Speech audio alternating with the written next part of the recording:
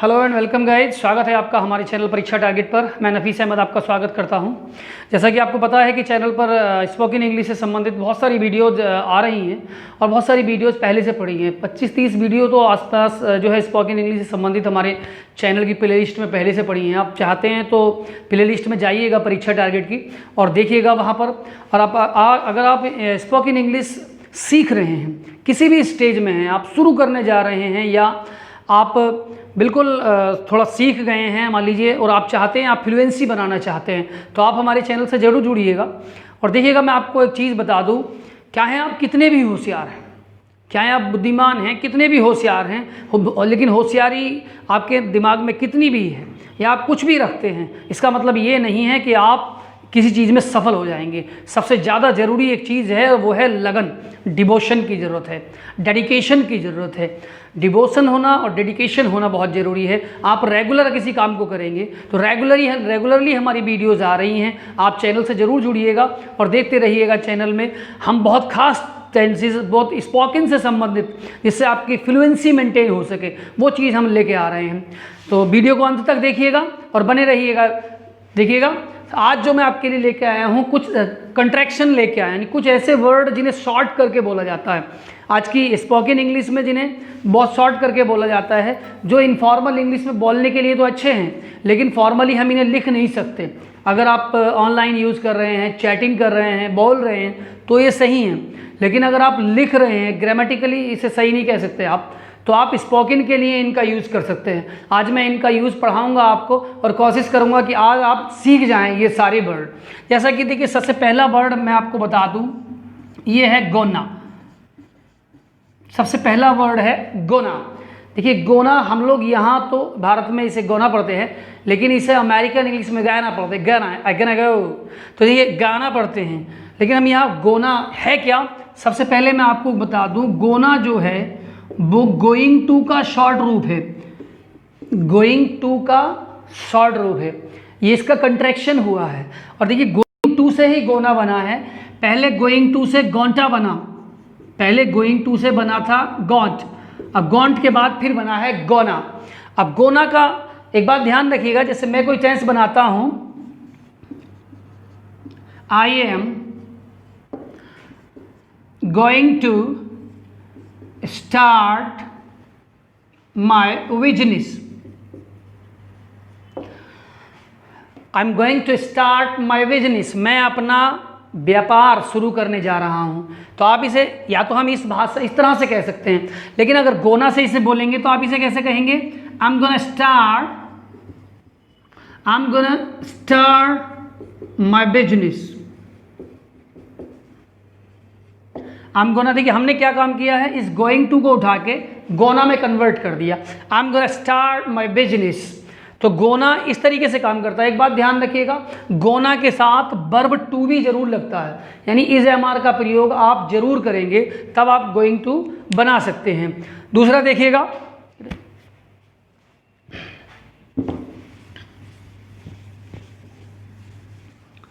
देखिए अब गोना का यूज मैं आपको बता दूं, कोई काम, या तो आप इस तरीके से कह रही है कोई काम होने जा रहा है, फ्यूचर में अभी हुआ नहीं है, तो आप गोइंग टू लगा के उसे कर सकते हैं। मैं अंग्रेजी सीखने जा रहा हूँ, I am going to learn English, तो इसे आप इस तरीके से बोल सकते हैं, I am gonna learn English.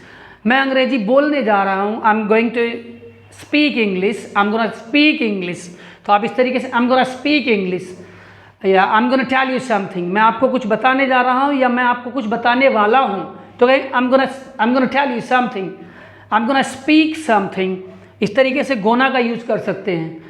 Gonna के साथ हमेशा आप ध्यान रखिएगा, वर्ब टू बी जरूर लगाते हैं, वर्ब टू बी के साथ ही गोना लगाएंगे, यानी वर्ब टू बी का मतलब है इज एम आर बाज वर्ब जो है इसके साथ जरूर आते हैं। तो गोना जब भी आप यूज करेंगे और कोई काम होने वाला हो, एक बात आप समझ लीजिएगा, तब आप गोना का यूज करेंगे। या और एक बात ध्यान रखिएगा, गोना के साथ गो नहीं लगता, यानी गो का यूज गोना के साथ नहीं कर सकते। जैसे आई एम गोना गो, मैं इसे कहने लगूं आई एम गोना गो, आप ध्यान रखिएगा, ये टेंस अगर मैं ऐसे बनाऊं तो इसे अगर ये टेंस इस तरीके से बना होगा, I am going to go, तो ये टेंस गलत हो जाएगा इस तरीके से, इसलिए गोना के साथ गो का प्रयोग नहीं करते, गोना के साथ गो का प्रयोग नहीं करते। इसके अलावा जो शेष वर्ब हैं आप किसी का भी प्रयोग कर सकते हैं। I'm gonna ask you something, I'm gonna tell you something, I'm gonna speak something, I'm gonna give you something, I'm gonna take you, I'm gonna go नहीं लगेगा ये, ध्यान रखिए ये टेंस जैसे मैंने बोला I'm gonna go तो ये गलत है, आप इसे यूज़ ना कीजिएगा। चलिए ये तो बात गोना की हो गई। अब बात करते हैं बाना की। देखिएगा ये बाना कहाँ से आया, बाना आया है बांट टू से, बांट टू से मिलके बना है बाना। अब बांट टू से मिलके बना है, बांट टू का मतलब होता है जब हम कोई चीज़ करना चाहते हैं, चाहने से मतलब है, यानी हमारी यहाँ इच्छा जाहिर हो रही है, हम कुछ चाहते हैं तो want to, I want to speak English, I want speak English, I want to go now, इसके साथ गो लगा सकते हैं, I want go now, I want ask you something, I want to ask you something. तो मैं इससे कुछ tense आपको बना के बताता हूँ। देखिए आई want go now, I want go now, मैं अब जाना चाहता हूँ, मैं अब जाना चाहता हूँ। आई वांट आस्क यू समथिंग,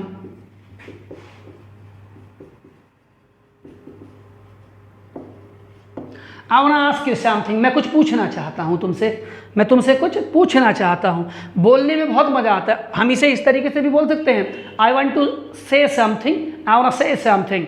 तो देखिए इसे हम बोल रहे हैं तो थोड़ा सा एक्वार्ड सा लग रहा है, I want to say something, लेकिन इंग्लिश में ग्रामेटिकली तो यही सही है, लेकिन आप इसे स्लैंग वर्ड के रूप में बाना यूज कर सकते हैं। आई वांट से समथिंग, या I want tell you, I want speak, I want fly.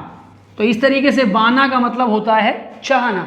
ये मैं पहले से बाना का यूज़ हमने अपने प्ले लिस्ट में बाना का यूज़ पढ़ा है। अगर आप बाना को डिटेल में पढ़ना चाहते हैं तो आप ज़रूर देखिएगा, प्ले लिस्ट में बाना की वीडियो पड़ी है, आप डिस्क्रिप्शन में जाइएगा, मैंने लिंक दे दिया है और आप उसे देख सकते हैं। और बाना का यूज़ अगर डिटेल में चाहते हैं तो डिटेल में भी देख सकते हैं। तो जैसा बाना को आप चाहते हैं, जब भी आप कुछ बोलना चाहते हैं, कुछ पूछना चाहते हो, बाना से कह सकते हैं। I want ask you, I want tell you, I want speak, I want go, I want play.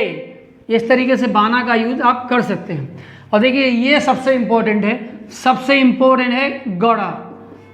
ये है गोटा, इसे हम कहते हैं गड़ा, आई गड़ा गो।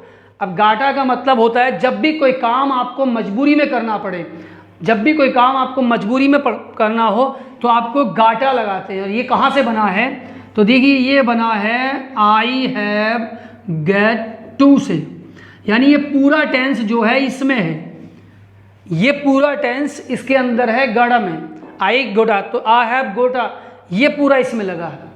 तो इसके अंदर देखिएगा ये सारा टेंस मिला के गड़ा में लगाया गया। तो इसके लिए क्या देखिए, इसका मतलब होता है करना ही है कोई काम। जैसे मैं ये कहूँ आई गड़ा गो,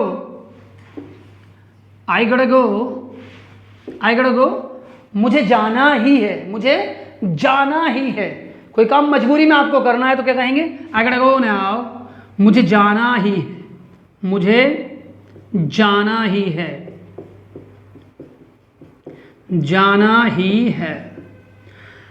और गाटा का देखिए क्या कर सकते हैं, आई गॉट टेल यू, मुझे कुछ बताना ही है, आई गॉट से समथिंग, मुझे कुछ कहना है, ठीक है। I got do something in my life, मुझे अपनी ज़िंदगी में कुछ करना ही है, ठीक है। I got speak English, you got subscribe my channel, आपको मेरा चैनल सब्सक्राइब करना ही है, ठीक है। तो इस तरीके से आप कह सकते हैं you got take medicine you got take medicine twice a day, तुम्हें दिन में दवाई 2 बार लेनी ही है, you got take medicine twice a day. तो आप इस तरीके से कह सकते हैं you got take medicine twice a day.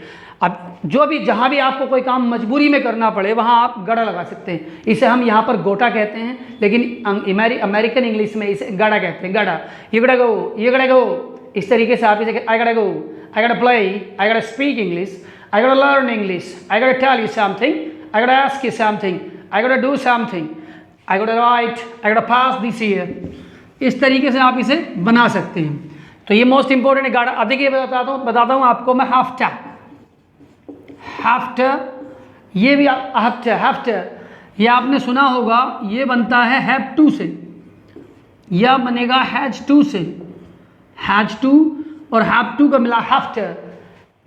अब जब ये हैफ्ट हम बोलते हैं तो इसे हम स्लैंग इसलिए करते हैं कि हमें बोलने में आसानी हो, जबान आसानी से चल सके। आई हैव टू अप्लाई, इसका भी मतलब होता है जब कुछ करना पड़ता है आपको, जैसे मुझे काम करना पड़ता है, I have to do work, I have to, तो आप इसे ऐसे कह सकते हैं I have to do work, I have to do work, मुझे काम करना पड़ता है, I have to do work. अब मैं चाहता तो यहाँ इसकी जगह हैव टू लगा सकता था, हैव टू की जगह मैंने हैव टू लगा दिया, I have to do work, have to, ये बोलने की वजह से लगाया है, लेकिन ग्रामेटिकली आप इसे ना लगाएं तो अच्छा है। मैं केवल आपको ये बात पहले ही बता चुका हूँ कि आपको इसे लगाना है केवल ऑनलाइन यूज़ कर रहे हैं, बोल रहे हैं, चैटिंग कर रहे हैं, या इस तरीके से कम्युनिकेशन के रूप में लगाना है। ग्रामेटिकली आप लगाएं तो इसी को लगाएं, I have to do work, मुझे काम करना पड़ता है। I have to learn English, मुझे अंग्रेजी सीखनी पड़ती है। I have to go to school, मुझे स्कूल जाना पड़ता है। आप ऐसे बना सकते हैं, I have to go to school, I have to go to school daily, I have to go to school daily, मुझे स्कूल रोजाना जाना पड़ता है। जहाँ भी कोई काम मजबूरी में हो तो यहाँ भी आप हैव टू लगा सकते हैं, हैव टू लगा सकते हैं। इसमें हैव टू में यानी गोटा में और हैव टू में ज़्यादा फर्क नहीं है, लेकिन जब ज़्यादा कोई चीज़ को बहुत ज़्यादा जोर दे के कहेंगे आप तो गोटा लगाएंगे।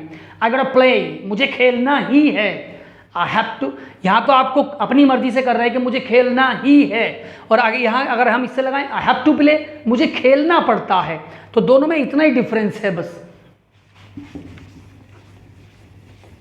नेक्स्ट देखिएगा लॉट्स, ये है लॉट्स, आपने सुना होगा लॉट्स ऑफ, ये है lots of, a lot of, या ये भी आपने सुना होगा a lot of. Lot of का मतलब होता है बहुत सारे, क्या मतलब होता है? बहुत सा या बहुत सारे, बहुत सी कोई चीज़ होती है तो आप लगा lots of player, lots of player are playing IPL here in India, lots of player, lots of people are coming here, lots of person, lots of students are coming to school, lots of worker are doing their job, lots of worker are going to home, lots of, तो आप lots को lots of की जगह लगा सकते हैं, इसकी जगह आप लॉट्स लगा सकते हैं, लॉट्स, ए लॉट ऑफ, जहाँ बहुत सारी बात करें, जहाँ बहुत सारे लोग, lots of player are coming, बहुत सारे खिलाड़ी आ रहे हैं, lots of player are playing IPL, बहुत सारे खिलाड़ी IPL में खेल रहे हैं, लॉट्स, तो लॉट्स ऑफ को आप लॉट्स से कह सकते हैं, लॉट्स, ठीक है। आप जहाँ पर लॉट ऑफ लगाते हो तो आप इसे लॉट्स, या lots of work I have to do, lots of work I gotta do, इस तरीके से आप लगा सकते हैं इसे लॉट्स। देखिए नेक्स्ट है ये कुड़ा, इसे, ये कुड़ा कहाँ से बना है? ये बना है कुड़हैप से, कुड़हैप को हम कुड़ा कहते हैं, कुड़हैप। तो कुड़हैप का मतलब सकता था, कोई काम हो सकता था लेकिन नहीं हुआ, तो देखिए इसके साथ हमेशा क्या लगाते हैं आपको पता है, इसके साथ हमेशा B3 लगती है, B3 यानी वर्ब की थर्ड फॉर्म लगती है। देखिए I could have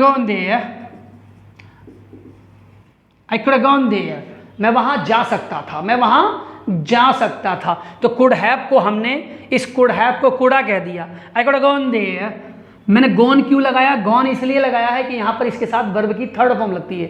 I could have gone there, मैं वहाँ जा सकता था। You could have asked me, तुम मुझसे पूछ सकते थे। You could have won, तुम जीत सकते थे। You could have told me, तुम मुझे बता सकते थे। देखिए और मैं आपको बता सकता हूँ, You could have told me, तुम मुझे बता सकते थे, You could have told me, तो could have को आप कुड़ा कह सकते हैं, कुड़ा। You could have told me, समझ रहे होंगे।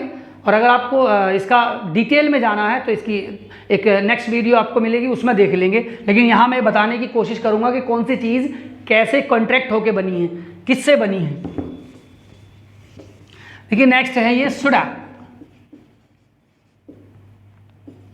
शुडा को हम कहते हैं should have,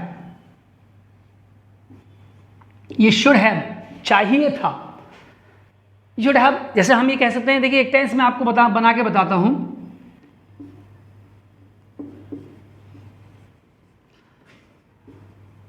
you should have done, you should have done it.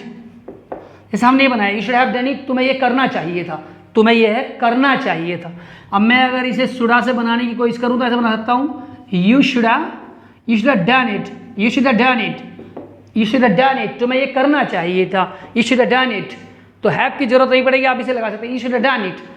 इसमें भी थर्ड फॉर्म ही आती है, जितने भी ये डा वाले हैं इन सब के साथ थर्ड फॉर्म आती है, you should have done it, तुम्हें ये करना चाहिए था।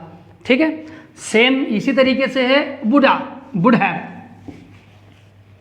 देखिए वुड हैव, ये बुढ़ा है, बुढ़ा, इसे भी हम क्या कहते हैं, वुड हैव।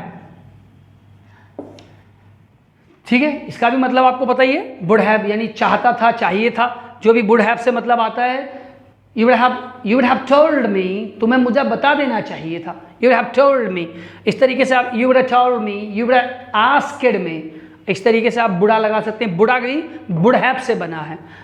और ये देखिए थोड़ा सा एक और है, इससे पहले की वीडियो थोड़ी लंबी हो, मैं थोड़ा सा एक दो तीन चीज़ें और बची हैं बता दूं। मस्टा, मस्टा बना है मस्ट हैव से, मस्ट हैव। मस्ट हैव जब कोई काम बिल्कुल अवश्य करना चाहिए था, जैसे तुम्हें झूठ नहीं बोलना चाहिए था, यू मस्ट हैव, या तुम्हें झूठ नहीं बोलना चाहिए था, तब यू मस्ट हैव। देखिए जैसे हम इसे अगर you must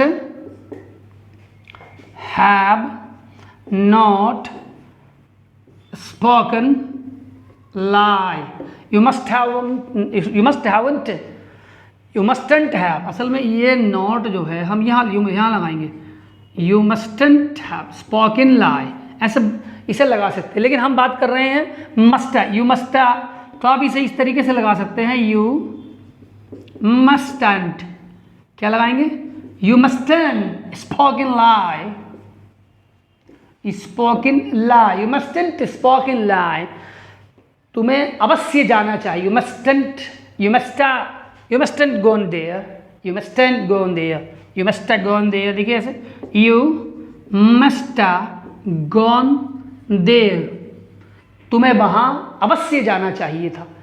you must asked me, तुम्हें मुझसे पूछना चाहिए था, तुम्हें मुझसे जरूर पूछना चाहिए था, यू मस्ट आस्क्ड मी।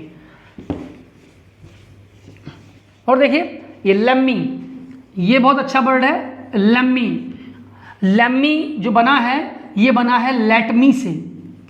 जैसे कि आपको पता है, मैंने लेट पहले पढ़ा दिया है, लेट की वीडियो भी प्ले लिस्ट में पड़ी है, आप चाहें तो लेट देख सकते हैं। लेट मी से बना है लम्मी। इसका भी मतलब होता है जब लेट मी, जैसे आपने ये टेंस पढ़ा होगा, let me sing a song, let me sing a song, मुझे एक गाना गाने दो, मुझे एक गाना गाने दो। तो हम इसे ऐसे कह सकते हैं, देखिए let me sing a song, let me sing a song, let me sing a song, मुझे एक गाना, let me sing a song, let me ask you something, मुझे कुछ पूछने दो, let me do। देखिए मैं और आपको बताता हूँ, let me do, let me do, let me do, मुझे करने दो, let me do, let me do का मतलब है let me do, मुझे करने दो। और देखिएगा let me sleep, let me sleep, मुझे सोने दो, let me sleep, या let me sleep का मतलब ही है। तो आप इस तरीके से लगा सकते हैं, ये let me से बना है। और देखिए लास्ट में मैं आपको बताता हूँ, ये है डिनो। क्या है, डिनो। डिनो, डिनो बना है डोंट नो से। काय से बना है डिनो, डू नॉट नो। इन तीनों वर्डों को मिला के डिनो बना है। जब किसी से पूछते हैं तुम्हारे पापा कहाँ हैं, या वेयर इज योर फादर, जैसे आपसे किसी ने पूछ लिया ये, वेयर इज योर फादर, तुम्हारे पिताजी कहाँ हैं, क्या कहोगे, आई डोंट नो, मुझे नहीं पता। आई don't no, I don't no का मतलब क्या होता है, मुझे नहीं पता। आई don't no, I don't no कहते तो शॉर्ट में आई डोंट नो कह दीजिए। या where is your school, I don't know. Where is your house, I don't know. या where is your bag, I don't know. तो जब भी आपको कुछ मना करना हो, डोंट नो लगा दीजिए, आई don't no, I don't no. ठीक है, तो ये सारे स्लैंग वर्ड्स मैं आपके लिए लाया था। और मैं इसी तरह की वीडियोज़ लाता रहूँगा। आप वीडियो को ज़रूर देखिएगा और बने रहिएगा चैनल परीक्षा टारगेट के साथ। Thank you very much.